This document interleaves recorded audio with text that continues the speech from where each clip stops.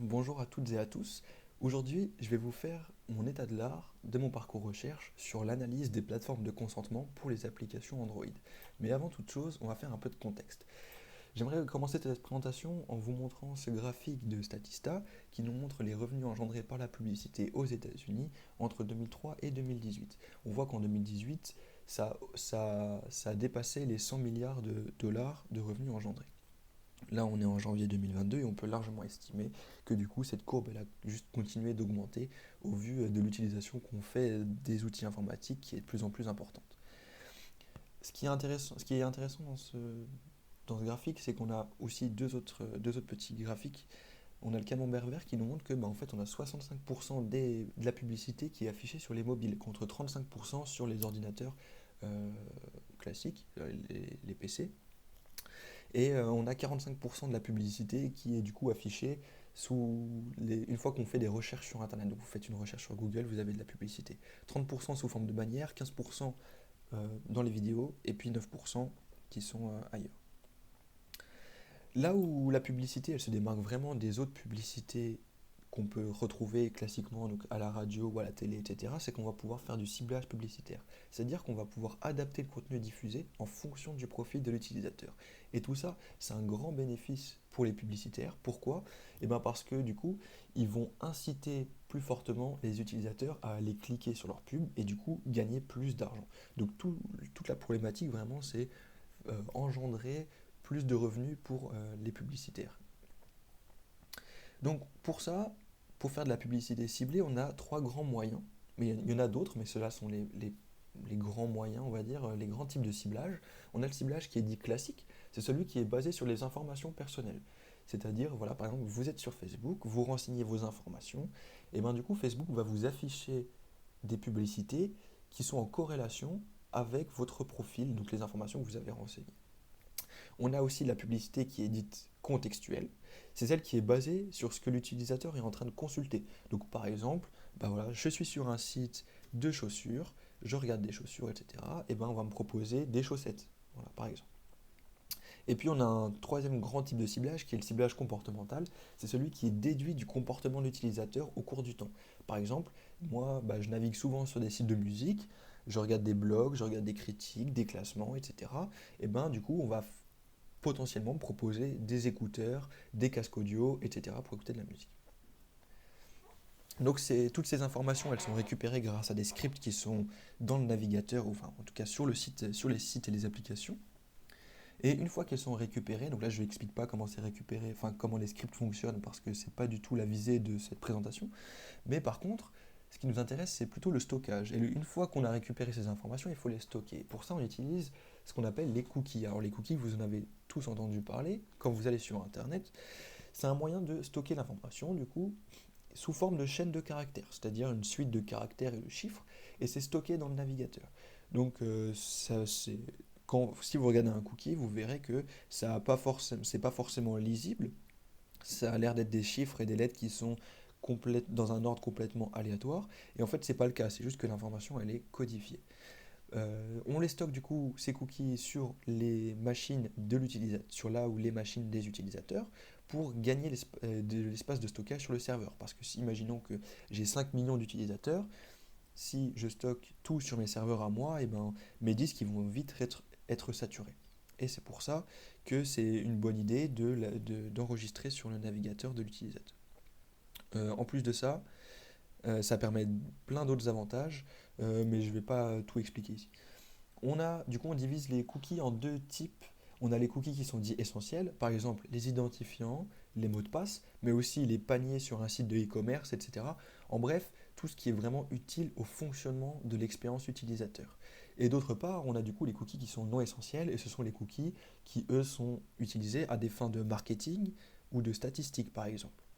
Et du coup, ils ne sont pas vraiment essentiels à la navigation de l'utilisateur. Une fois que ces données elles sont récupérées et les utilisateurs ils n'ont pas vraiment le contrôle, c'est vraiment difficile pour tout le monde d'essayer de voir où sont cachés les cookies, de voir qu'est-ce qu'ils contiennent, etc. Et c'est pour ça qu'il y a eu des réglementations, notamment en mai 2018, il y a eu la Réglementation générale de la protection des données, ou autrement dit la RGPD, qui est une loi européenne, donc ça s'applique vraiment à toute l'Europe, à toute l'Union européenne, pardon.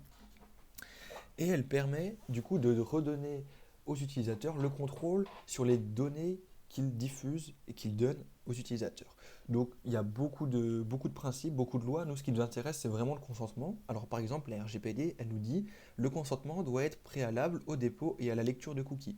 Donc voilà, il faut demander le consentement à l'utilisateur avant d'enregistrer quoi que ce soit sur lui.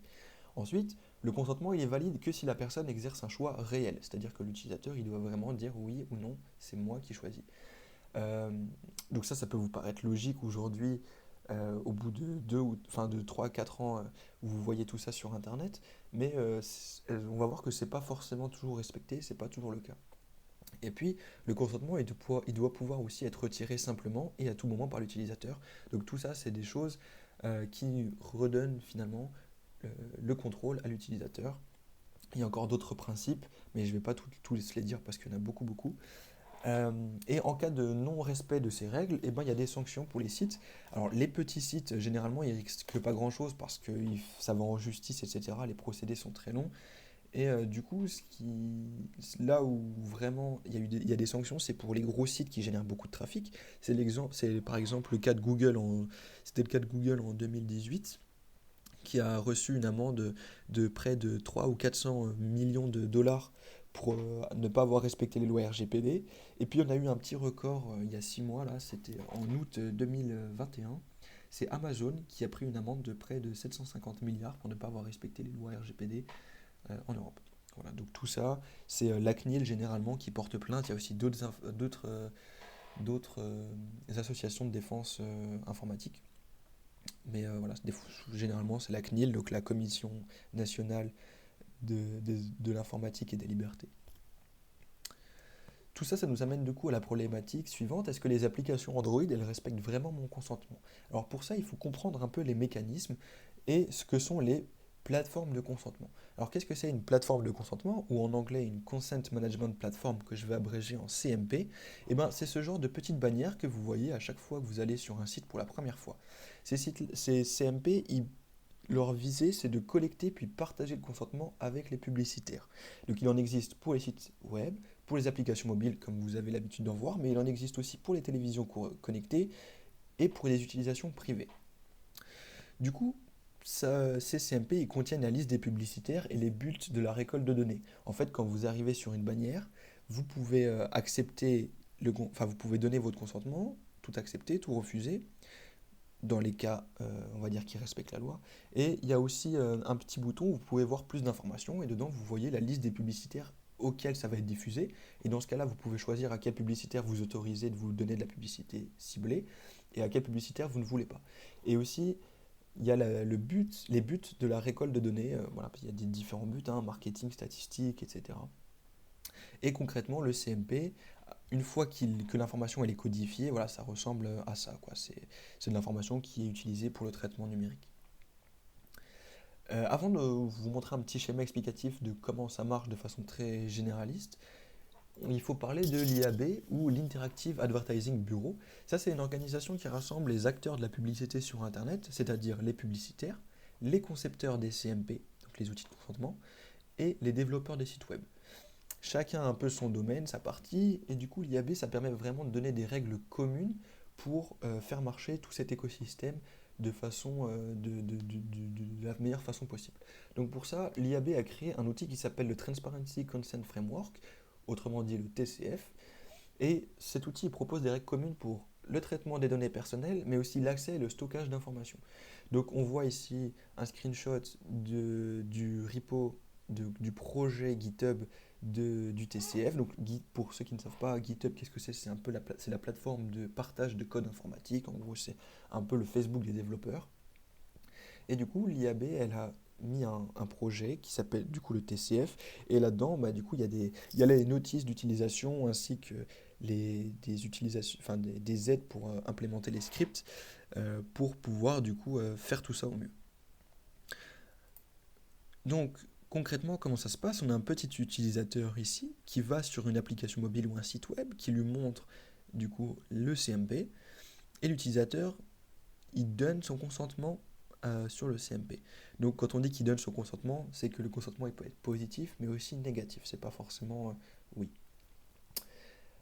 Une fois que le consentement il est donné, il est enregistré sur l'application mobile et puis il est transmis, donc le consentement et les cookies sont transmis aux publicitaires. Donc les cookies sont transmis uniquement si le consentement il est positif. Le publicitaire, lui, il récupère les informations sur l'utilisateur, il va en déduire son profil et du coup choisir une publicité ciblée. Il transmet cette publicité à l'application mobile qui va l'afficher sur son application, sur la page du coup, et bah, l'utilisateur après il va consommer le contenu, c'est-à-dire voir la publicité ciblée dans le cas où il a donné son consentement et que le consentement est positif. Alors le schéma est très simpliste parce qu'en vérité il existe beaucoup de publicitaires, on a une liste de plusieurs dizaines voire centaines parfois, ça dépend, les publicitaires ne sont pas les mêmes en fonction de si on est sur un site web, une application mobile, enfin il y en a c'est les mêmes, il y en a c'est pas les mêmes, ça dépend. Et donc, moi, ce que j'ai regardé, c'est j'ai regardé des documents de recherche pour voir si finalement ces CMP, est-ce qu'ils étaient vraiment en accord avec la loi ou pas. Alors, je vais commencer par des documents de recherche qui concernent les sites web. Donc, on a une première publication qui a été faite en deux études. Donc, une première étude où il y a eu une analyse des 5 CMP les plus populaires sur les plus populaires, pardon, sur les 10 000 plus grands sites anglais. Et il y a la moitié des sites qui n'ont pas de bouton tout refuser et tout rejeter. Donc ça, c'est pas en accord avec la loi. Donc il y a déjà la moitié des sites qui violent finalement l'RGPD. On n'a que 12%, un peu plus de 12% des sites où tout refuser demande autant de clics que tout accepter, c'est-à-dire que c'est aussi facile. Donc voilà, les autres en fait, ça nécessite un voire plus de clics en plus pour tout refuser. Et au final, en fait, au final de cette analyse, en conclusion, c'est qu'il y a seulement un peu moins de 12% des sites qui sont conformes aux exigences de base de la RGPD, sachant qu'il y a eu quelques critères qui ont été analysés, c'est-à-dire 3, 4, 5 critères, et pas, et pas, et pas l'entièreté finalement des lois RGPD. Dans la deuxième étude, ils sont intéressés à comment est-ce que le design d'un CMP il affecte le consentement. Donc on voit par exemple qu'ici il y a eu deux bannières qui sont presque similaires, sauf que ici on peut tout accepter et tout refuser, et ici on peut que tout accepter. Et du coup, ça a permis à grande échelle de voir finalement comment est-ce que le design des CMP ils affectent le consentement. On a de manière générale un peu plus de 50% d'acceptation de consentement. On a à peu près une personne sur trois qui refuse complètement. Et puis le reste, il y en a qui choisissent, qui ont des préférences qui sont personnalisées. Il y en a qui répondent pas aussi. En tout cas, la grosse conclusion de cette étude, c'est que si on enlève le bouton tout refuser de la première page, et ben le consentement il augmente de 22 ou 23% en fonction du type de CMP, si c'est une bannière, etc. Euh, donc voilà, là, ça montre que le CMP, finalement, le design du CMP, il est quand même très influent sur le choix de l'utilisateur. Et il y a une deuxième étude qui montre aussi comment est-ce que le design il va affecter, pareil, le choix de l'utilisateur. Ça, c'est une expérience qui a été menée sur 150 étudiants en informatique. Alors on peut se dire que les étudiants en informatique ils doivent être beaucoup plus sensibilisés. Et en fait, pas tant que ça, parce qu'il y a 40% qui ont consenti à rien, un peu plus de 40% qui ont consenti à rien, contre c'était un tiers sur la publication d'avant. Donc c'est finalement pas beaucoup plus. 30% qui ont tout accepté. Bon là quand même, il y a quand même moins de monde parce que c'était la moitié tout à l'heure qui avait tout accepté. En tout cas, ce que met en perspective ce papier, c'est que s'il y a un bouton qui est bien coloré, bien en évidence et qui permet de tout accepter facilement, alors les utilisateurs ont plus tendance à donner leur consentement, comme on voit là les boutons en jaune sur les designs. Là arrive ma publication, je pense, préférée, qui s'intitule Est-ce que les bannières de cookies respectent mon choix? Pour ça, il y a des chercheurs qui ont analysé plus de 1400 sites web européens qui contiennent des CMP. Alors ce que je n'ai pas précisé, c'est que tous les sites ne contiennent pas de CMP, ce qui est normal parce qu'il y a des sites qui ne récoltent pas d'informations sur leurs utilisateurs. Par exemple, un site vitrine, un site vitrine ou un site qui n'affiche pas de publicité, eux, ils n'ont pas besoin de CMP parce qu'ils ne récoltent pas d'informations, donc ils n'ont pas besoin de demander le consentement. Et donc cette étude, elle montre qu'il y a 16% des utilisateurs qui emmènent 16% pardon, des sites web qui emmènent l'utilisateur vers un consentement positif dû à des options qui sont présélectionnées ou précochées, et ça c'est interdit d'après la RGPD. On a près de 10% des sites qui enregistrent un consentement positif, même si l'utilisateur n'a pas encore fait de choix. Donc là c'est génial, vous arrivez sur le site, on vous propose de faire un choix, mais en fait on s'en fiche de ce que vous avez répondu, on a déjà dit au publicitaire c'est bon, il a accepté. Et puis, il y a près de 2% des sites qui enregistrent un consentement positif, même si l'utilisateur a refusé le consentement. Voilà, donc ça, c'est vraiment le jackpot. Donc ça, c'était une première étude, et il y a une deuxième étude, c'est qu'il y a 560 sites qui ont été testés. Sur 560 sites testés, pardon, il y en a un peu plus de la moitié qui possèdent au moins une violation des lois RGPD, ce qui représente une part non négligeable de tous les sites, sachant que, encore une fois, on a étudié quelques critères du texte de loi et pas non plus l'entièreté. Donc on peut être assez pessimiste pour la suite. Voilà, maintenant je vais vous montrer deux autres publications qui sont en rapport avec les applications Android, donc plus spécifiques à moi, mon étude. On a une première publication les, qui regarde les, qui a regardé pardon, qui a pris près de 1300 applications gratuites du store entre décembre 2019 et mai 2020. À ce moment-là, du coup, c'est un peu après la mise en vigueur des lois RGPD.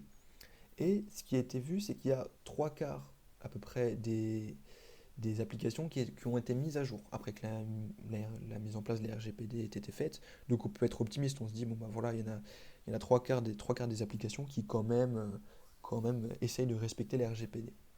Donc on est optimiste. Jusqu'à ce on voit qu'il y a 44% des applications qui demandent le consentement et qui donnent l'unique choix, accepter la politique et utiliser l'application. Donc vous êtes obligé de donner vos informations si vous voulez utiliser l'application. Ensuite, il y a une application sur 5 qui demande le consentement et qui se ferme si l'utilisateur refuse. Donc voilà, pareil, ça c'est jackpot, hein, vous êtes complètement obligé d'accepter, sinon voilà, ça ne marche pas. Et puis il y a seulement 3,5% des applications qui permettent d'accepter ou de refuser convenablement. Donc c'est vraiment très très très peu. Il y a une deuxième étude sur l'implémentation des trackers pour la collecte d'informations sur l'utilisateur. Je vous laisse mettre pause si vous voulez lire, mais je ne vais pas en parler vraiment. Et puis on a une dernière publication qui, elle, a analysé automatiquement 86 000 applications mobiles, tout confondu, hein, du store, mais aussi d'autres endroits. Et le résultat, c'est il y a un tiers des applications qui envoient les données sans le consentement explicite de l'utilisateur. Donc pareil, en fait, hein, voilà, vous n'avez pas eu le temps de donner votre consentement, et l'application, elle va dire au publicitaire, oui, il a consenti. Un tiers, c'est quand même pas négligeable. Et il y a eu un petit classement des catégories qui sont le moins en raccord avec les RGPD. On a d'une part les jeux vidéo qui sont à 73%, qui ne respectent pas les lois RGPD, sachant que les jeux vidéo, ça représente quand même une grande partie des applications des applications qu'on peut trouver qui sont disponibles. On a ensuite 65% des applications qui ne sont pas en accord avec les lois RGPD pour les comics, 40% pour du social, donc tout ce qui est réseaux sociaux, shopping 37%, et puis tout ce qui est météo 36%. Voilà. Donc ça vous donne un peu une idée, tout ça, ça vous donne un peu finalement une idée de, euh, d'à quel point la RGPD est respectée ou pas, et de finalement quand vous allez sur Internet, à quel point vous êtes maître de vos données ou pas. Voilà, j'espère que ça vous aura sensibilisé un peu, que vous aurez appris des choses, et je vous remercie pour votre attention.